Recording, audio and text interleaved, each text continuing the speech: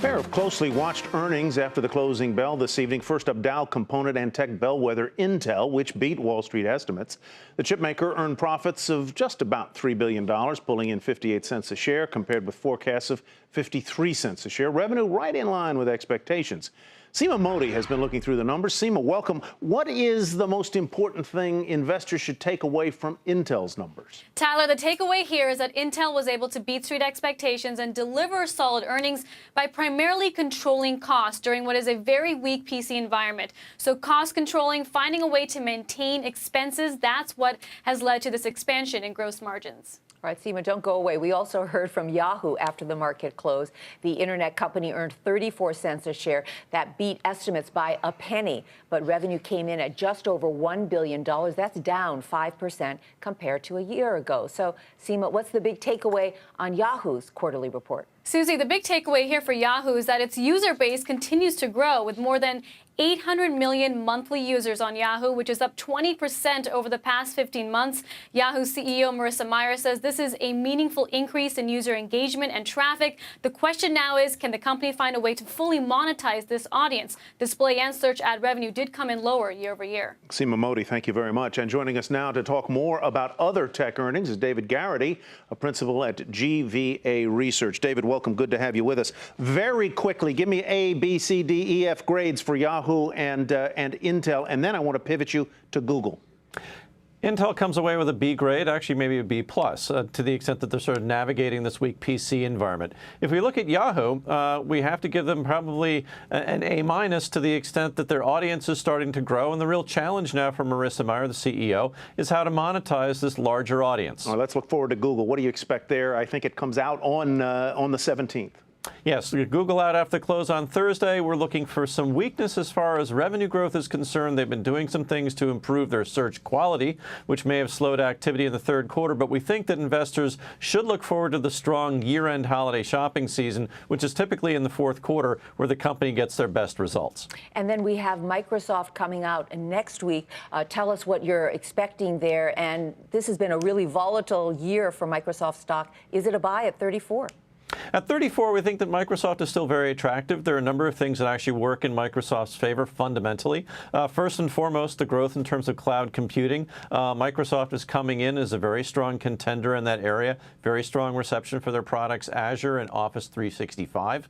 And if we look at what's also going on in terms of Microsoft from a governance standpoint, they are going to be bringing in a new CEO. And when the new CEO comes in, there will probably be some changes made which may actually create value for shareholders. So we think Microsoft at these levels continues to be an attractive stock. May not beat the numbers when they come out with the results on the 25th, but we think overall still a good name. Let me dig a little bit deeper on Microsoft there, their relationship with Nokia, and I think of Google with Motorola Mobility. That acquisition has not exactly paid off. Mobility at Google has not really worked for them. What do you think is going to happen with Microsoft and their aspirations in the handset market?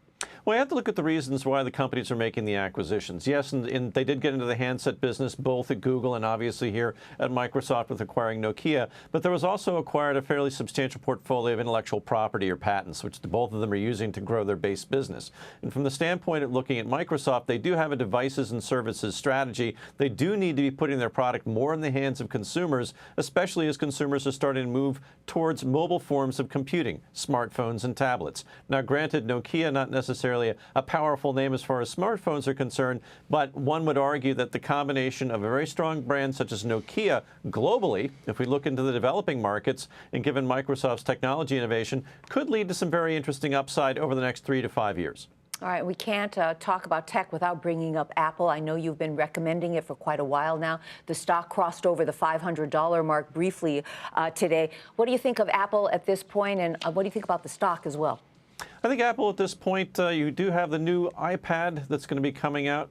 Introduction, I think, is slated for the 22nd of October. There are invitations that have gone out for that event, so I think it's tradable here ahead of that event, also ahead of the result of their earnings that are going to be coming out shortly after that launch.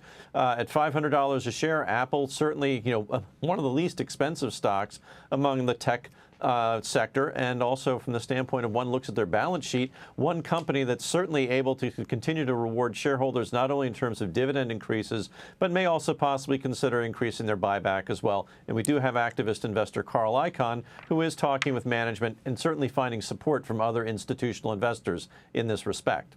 All right, David. Well, let me ask you one final quick question. We've talked about a lot of companies here, but is there one company that we didn't ask you about that you wished we had? Well, certainly the Twitter IPO, I think, is going to be very important in terms of what it has to say about overall demand for the tech sector names as investable themes. Certainly, so we're going to have the roadshow starting for that transaction on the 25th of October. Probably have a pricing on the 15th of November ahead of Thanksgiving. There are some ways to play the Twitter IPO. There's a company, GSV Capital. About 15% of GSV Capital is actually invested in Twitter. But nonetheless, we think the transaction will be important to give investors a read on the strength of the overall tech sector going into the end of the year. We've got a little Twitter news coming up in just a second, but let me get any disclosures that you'd like to share with us about the stocks we just mentioned. Certainly. I own Intel long. I'm also long Yahoo. I also own GSV Capital. I also own Microsoft, and I own Apple as well. All right, David, thank you very much. We appreciate your being with us tonight. Thank you.